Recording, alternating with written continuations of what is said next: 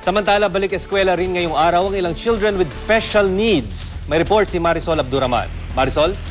Sino bagamat itinuturing ng mga special or children with special needs, nakipagsabayan din sila sa unang araw ng klase sa PB Villanueva Elementary School sa Pasay. Si BJ na may cerebral palsy excited daw sa kanyang first day of school ayon sa kanyang tagapagpantay. Maagang araw itong nagising at dahil first time niya mag-aaral, inikot muna siya ng campus sa kanyang wheelchair. Umpisa na rin ang pag-aaral sa self-contained classroom ng SPED sa PB Villanueva. Dito, halo-halo ang mga batang may ID o intellectual disability, gaya ng Down syndrome, autism, cerebral palsy at iba pa. Iba-ibang levels dito depende sa kanilang mga edad. Si Angelo na may intellectual disability, medyo kabado raw sa first day of classes dahil marami raw siyang nakikitang tao pero masaya naman daw siya. Gusto ni Angelo na gumawa ng mga bahay at building sa kanyang paglaki. Si JP na meron namang cerebral palsy, excited na pumasok kanina kaya maaga pa lang daw ay gising na siya. 11 years old si JP, gaya rin ang kanyang mga kaklase sa kanyang level.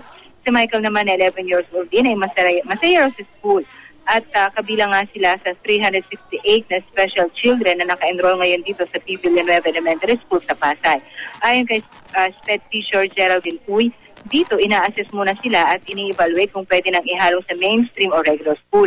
At kapag pwede na, inihahanda naman sila para kayang sumabay sa mga regular students. Meron din dito para sa pre-vocational training para naman sa mga may edad na o ito yung mga 14 to 34 years old. Dito tinuturuan sila ng self-help, sure behavior at meron din mga pre-vocational skills na ina-identify sila kung kakayanin nila magkaroon ng special training.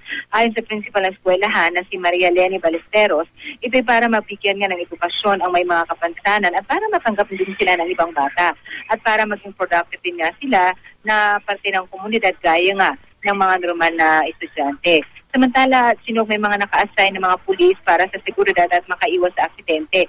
Hindi kasi maiwasan na may mga tumatakbo mga bata palabas para habulin ang kanilang mga magulang. Gaya nga ng inaasahan sa first day of school, separation anxiety ang kadalasan natin na-encounter. Hindi lamang ito sa SPED Center, kundi maging sa mga regular school. Kaya ganoon na lamang yung iyak kanina ng mga grade 1 at kinder student sa ating nasaksihan. Kaya naman, talagang matyaga silang inaamon ng kanilang mga guro. Sino? Maraming salamat, Marisol Abduraman.